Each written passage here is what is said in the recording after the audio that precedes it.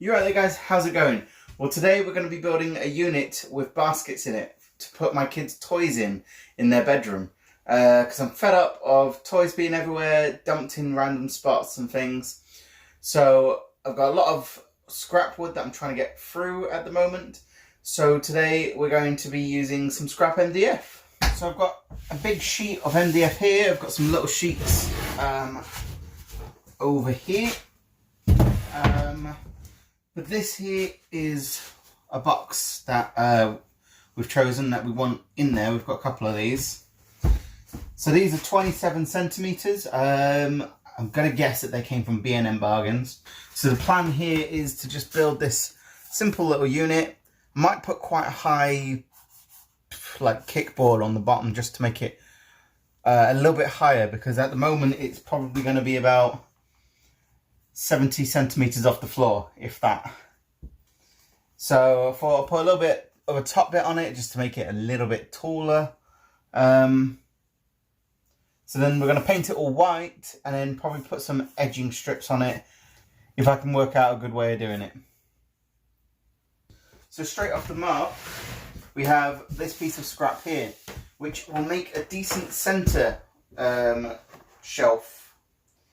Because if I push this right up to the back, that seems pretty good on there, and then it's going to be half and half. So yeah, I can get two boxes there, and I can get one shelf out of this one. So I'll put that to one side ready for cutting later. Now this is another piece of scrap which should make a good side. So I can use this for a side piece. So I've been sat here trying to work out what I could do with this, and I worked out that I can use this whole board, just cutting off this edge bit here. So what I've got here is this 2x6 piece of wood. What I'm going to do is I'm going to rip this down into smaller pieces, and this is going to be the kickboard on the bottom, just to try and raise it up. Wanted something with grain instead of the MDF, because I'm going to stain this along with the edging, just like I did with the shoe rack. Then it's going to be a shelf. Then the box, which these are 27 centimeter big, so I've put in a 30 centimeter gap. Gives you enough room to play about with it.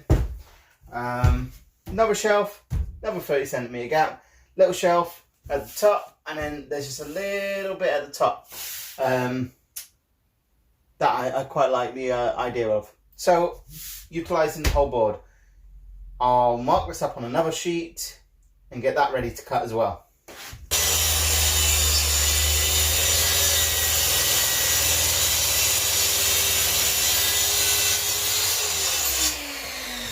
So it's starting to take shape. All I need is another 3 of these. Sorry, another 2 of these. And then a back piece. And then we've got to do all the fiddly bit with the edge banding.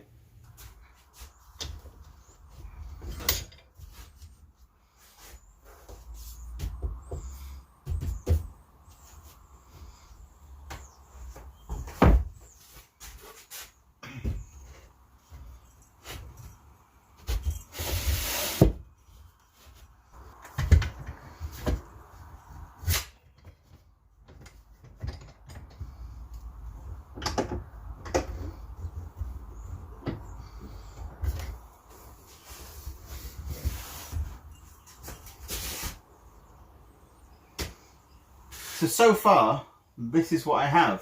So I'm quite happy with that. This will need ripping down, and that's going to go on the very bottom. If I rip it down, I'm going to have enough to go around the sides as well. And then edging. And then it's the whole fun job of painting. So I've spent some time marking out on the sides where I want shelves and bits and bobs. So all I need to do now is just pre-drill the holes for the shelves.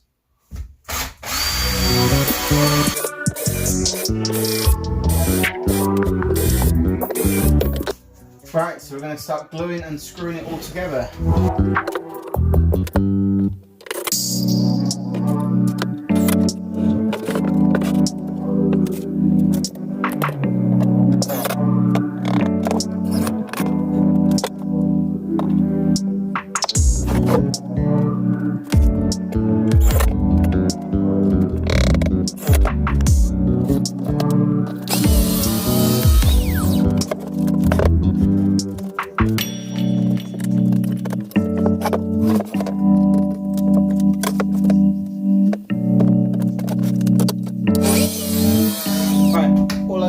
Is glue and screw this back on.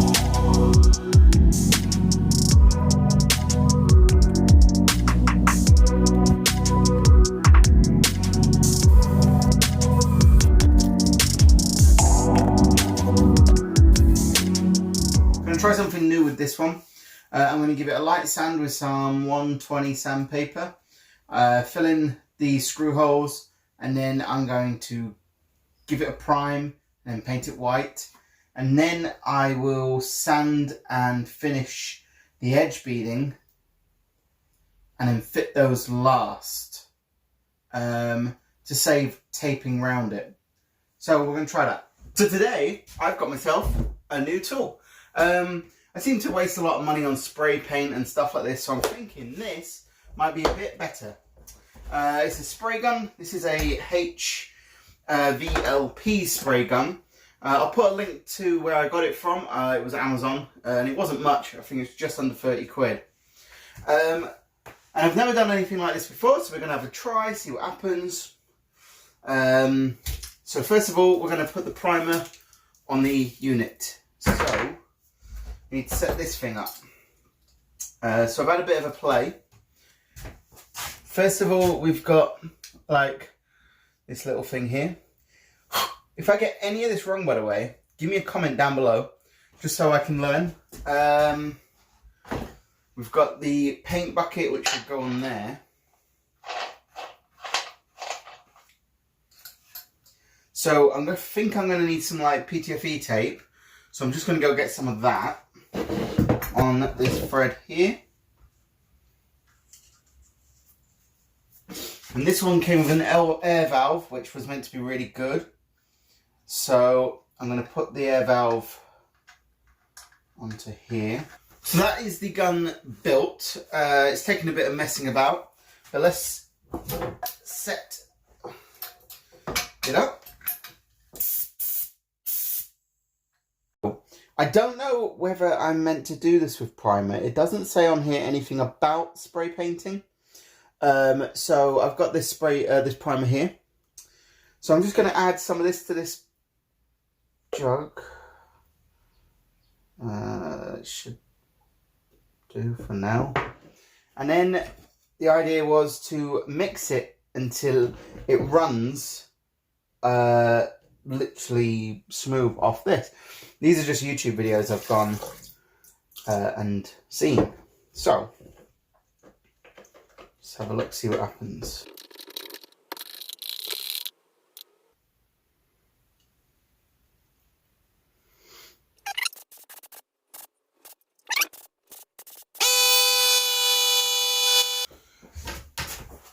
So first off, I'm just going to spray the back, because if I do any mistakes, at least they can be hidden.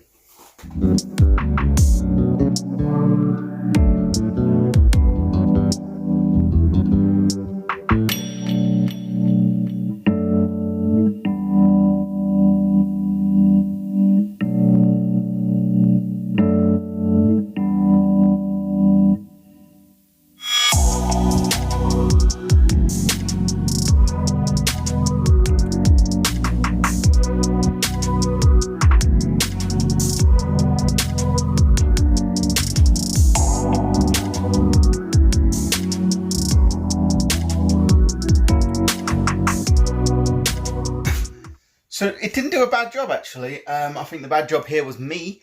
So the first time I've actually done any spraying. And as you can see, there's a little bit of drippage up in here. It was really hard to get into the spaces like this. There's a bit of drippage up there. It's coated really well. It's just the first coat, so I've only sort of just put a bit on. I've mixed up a perfect amount of paint. I didn't need any more. Overspray. So the overspray isn't too bad. I can sort of feel it on there. The bandsaw is a little bit splattered, but it's directly behind it, so I kind of expected that. But other than that, the roof is fine. You know, this is all fine. My phone is fine. I'm recording on my phone at the moment. As long as I don't continue spraying inside this shed, it shouldn't be a problem just to do the odd little bit every now and again. And then we got to get on with the staining of the edging strips. And then after that's done, we need to put some more coats of paint on that. So what I've got is just some cheap, basic silk emulsion for walls and ceilings. And then after this, I'll just put some varnish on it. So then that'll be done. So I've given this quite an aggressive sand with a 120 sand. And I want to back over the edges with the primer. Now I watched a video from Andy Mack, the Goforth handyman, about just leaving the edges, painting them and then sanding them. And they've come out really good. They're sanded and I don't need to worry about it. I've not used any sealer or anything like that. With the edging, I've done 2 coats of Colran wood dye in Georgian medium oak. So now they're drying. And then I'm going to fit those to that when they're done. Right, so I've put about 2 to 3 coats of paint on this. I can't remember what I've done. I've definitely now got frosted tips if I didn't have it before. Definitely looking white now. I've now stained the panels up. So this is the front bit there that goes like that. So that will be going on there. So it's starting to take shape, starting to look good. I think this paint's still a tiny bit tacky, so we're going to give it some more time to dry. And then we'll start putting these fronts on.